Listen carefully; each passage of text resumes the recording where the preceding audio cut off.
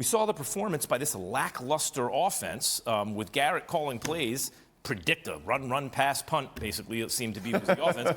They've moved on from him. So what's next in New York? Well, I think it'll probably be Freddy Kitchens taking over as offensive coordinator in the interim. He's on the staff. He was on the staff last year as tight ends coach, was promoted this year to senior offensive assistant, has a relationship going back to 2005 with Giants head coach Joe Judge, who trusts him an awful lot. So you'll see that now. I mean, Kitchens was the interim coordinator in Cleveland 3 years ago when they fired Hugh Jackson and Todd Haley, and they went 5-3, and Baker Mayfield was looking good. So he has some track record of success in this role, but they needed a refresh. I mean, it obviously was stale and it wasn't working. They've sunk a lot of resources into the offensive side of the ball in New York, and they feel like they should be doing better. Yeah, whatever doesn't work for the Cowboys or the Browns, just send it over to the Giants. It'll work. Jeff, from what you saw, was this the right move?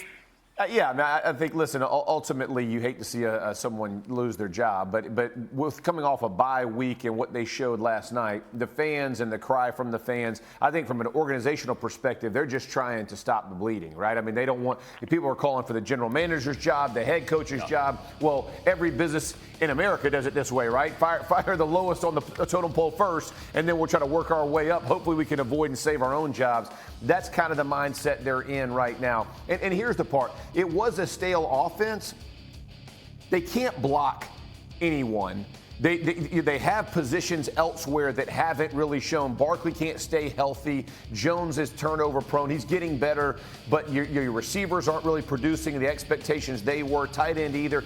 There's a lot of blame to go around, but ultimately that falls on the coordinator and being able to put the pieces together. The biggest indictment on the Giants was the way the Eagles have responded this season. New head coach, second-round quarterback who was basically going to be a backup, who now has gotten this offense to one of the top-producing offenses the last 5 weeks. Every fan in New York is watching the Eagles going, no, we want that. And so whatever we have to do to get this system reset, they're willing to do it. Very upset about all this, Jeff. I'm very upset. I'm a big Blue fan. Dianna, Jeff just said, they can't block anyone. On the other hand, they also can't get any pressure on the quarterback. When they hired Jason Garrett, Dianna, we can get to Kellerman in due time. When they hired Jason Garrett, I mean, in Dallas, it was pretty clear. Okay, guys, you have everything you need. Is it the coach or the quarterback? And they decided quarterback's good. Coach got to go. Giants immediately hire him. Was this inevitable? Did he screw it up somehow, or he could have done better? What do you think? Look, I think it's two people are guilty for this. Some of this is on Jason Garrett and his play calling. I think the first drive last night in the game really was a small example of what we've seen all season long. They have the worst red zone offense in the NFL right now. They're not able to score touchdowns. But the other blame has to be on the shoulders of Daniel Jones here. I mean, last night, 23 of 38, 167 yards, 1 touchdown, 2 interceptions. And that doesn't even really tell the story how bad it actually was. Right. And here's the thing. Daniel Jones has shown flashes. There were parts of the season, at least early on. And Max, I've heard you on the radio talking about, I've heard you on TV. He was doing some good things that made you believe that you could build around him. But the last few weeks, it's just getting worse. And, Jeff touched on it here. This is just the start of what will most likely be a domino effect. This is a quick fix to get rid of Jason Garrett.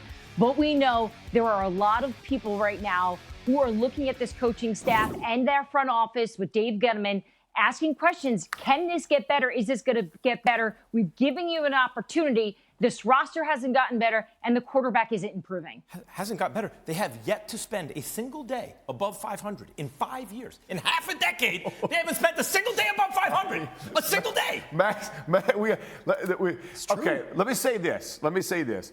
There is hope if Freddy Kitchens can get these guys. You have seen coaches be replaced, and all of a sudden throws a spark, gets everybody excited. The problem for me is the pieces and parts that are there don't seem to sync very well, right? Mauler type, offensive linemen, big bodies, they want to kind of be in a phone booth, but you don't run it that way, you don't throw it that way. There's just a lot of things that don't really line up. So there is hope. There's players on the squad that can get better and play better. Daniel Jones, by the way, like Sam Darnold, 4A type players. They're better than AAA. They're not Major League, but they kind of, you squint and it looks like it. They can ruin you because you invest a lot of time because they flash, like Dianna said. Yeah. But ultimately, is this guy ever going to be a great quarterback? That's out. That's out.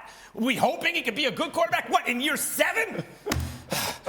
Therapy session. Tom Brady. Wait, Max, we talked about this. Yeah. Max, we talked about this in Cleveland last week about Baker Mayfield, right? We talked about living in that gray area. It's easy when the quarterback's is really good. You can say he's our guy. We're seeing it with the Chargers, right? That's our guy. It's obvious. Joe Burrow in Cincinnati, he's our guy. We've seen guys that aren't good. You move on. This gray area is so dangerous because it's risky. You don't know who that real quarterback is. And we haven't really seen enough, I think, from Daniel Jones to believe that he's the future. Thanks for watching ESPN on YouTube. For live streaming sports and premium content, subscribe to ESPN+.